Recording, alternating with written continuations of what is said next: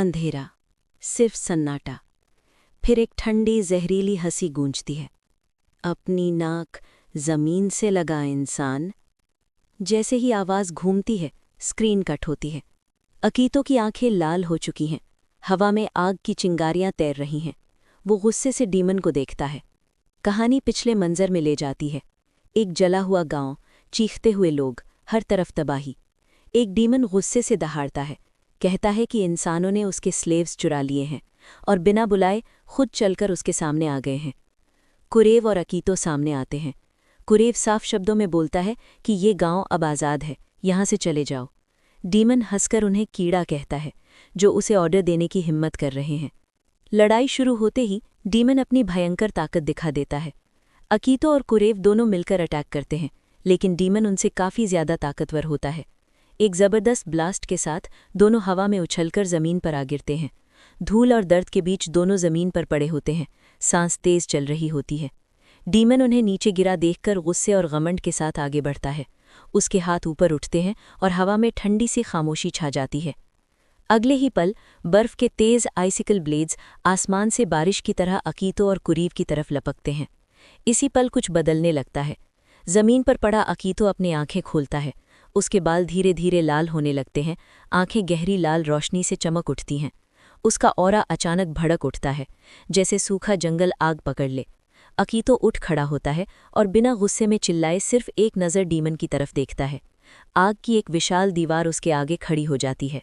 आइसिकल blades जैसे ही आग को छूती हैं, वो तुरंत पिघलकर मिट्टी और भाप में बदल जाती हैं। डीमन की आंखें हैरानी से फैल जाती हैं। इतनी ज़्यादा मैना डेंसिटी? अकीतो एक पल के लिए भी रुकता नहीं। वो आंखों के सामने से गायब हो जाता है। अगले ही फ्रेम में उसका पंच सीधा डीमन के सीने पर लगता है। एक भयंकर धमाके के साथ डीमन जमीन से उठकर दूर जा गिरता है। पूरा इलाका कांप उठता है। डीमन कांपते हुए उठने की कोशिश करता है। उसकी आवाज़ डर से भरी होती है। ये हायर ह्यूमन? अपनी जान बचाने के लिए वो उल्टे पैर भाग जाता है। अकीतो का ये ट्रांसफॉर्मेशन पहली बार था, इसलिए अकीतो की सारी मैना एक ही पल में रिलीज हो चुकी होती है। उसकी आंखों की रोशनी धीरे धीरे बुझ जाती है और वो बेहोश होकर ज़मीन पर गिर पड़ता है। कुरीव घबराकर उसकी तरफ बढ़ता है और गांव के लोग डर और हैरानी के बीच समझ ही नहीं पाते कि उन्होंने अभी किस तरह की ताकत का जागता हुआ खौफ देखा है। अंधेरा जंगल। घायल डीमन अपने मास्टर के सामने घुटनों पर गिरा होता है और बताता है कि एक इंसान ने उसे हरा दिया। सायों के बीच से एक हायर डीमन आगे बढ़ता है। उसके चेहरे पर खतरनाक मुस्कान होती है। वो कहता है, इस एरा में भी कोई मुझे चैलेंज करने लायक पैदा हो गया। फिर बिना देर किए वो उस इंसान को उसकी औकात याद दिलाने चल पड़ता है। गांव में हायर डीमन की एंट्री होती है। उसका ऑरा इतना भारी होता है कि ज़मीन कांप उठती है। लोग डर के मारे चीख उठते हैं। वो सिर्फ एक सवाल करता है, कहाँ है वो लड़का? गांव के लोग घुटनों पे गिर जाते हैं। एल्डर रोते हुए कहता है कि लड़का घायल है, हमें आप ले जाओ, लेकिन उन्हें छोड़ दो। कुरेव भी मजबूरी में घुटनों पे बैठकर माफ़ी मांगता है। हायर डीमन हंसकर एक दिन का वक्त देता है। उस लड़के को खाना स्पिरिट विलेज में आकर माफ़ी मांगे, वरना कल तक ये गांव राख हो जाएगा। कुछ घंटों बाद अकीतो को होश आता है।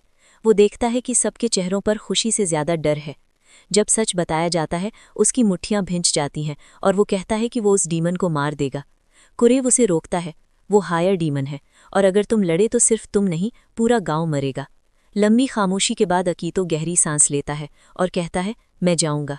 स्पिरिट विलेज का मंजर और भी ज़्यादा दर्दनाक होता है। स्पिरिट्स जंजीरों में बंधी हुई हैं और उनका गांव कब्जे में है। अकीतो अपने मन में सोचता है कि हर कोई अपनी ताकत का गलत इस्तेमाल क्यों करता है।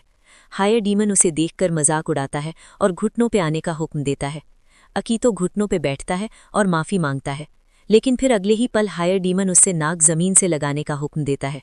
उसकी आंखें कांप रही होती हैं, दांत भिंचे होते हैं, फिर भी वो गांव के लोगों के लिए अपनी नाक ज़मीन से लगा देता है और ज़ोर से माफ़ी मांगता है।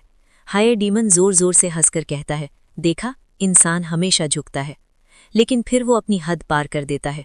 हायर डीमन स्पिरिट चीफ की बेटी को बुलाता है और अपनी गोद में बैठने का हुक्म देता है।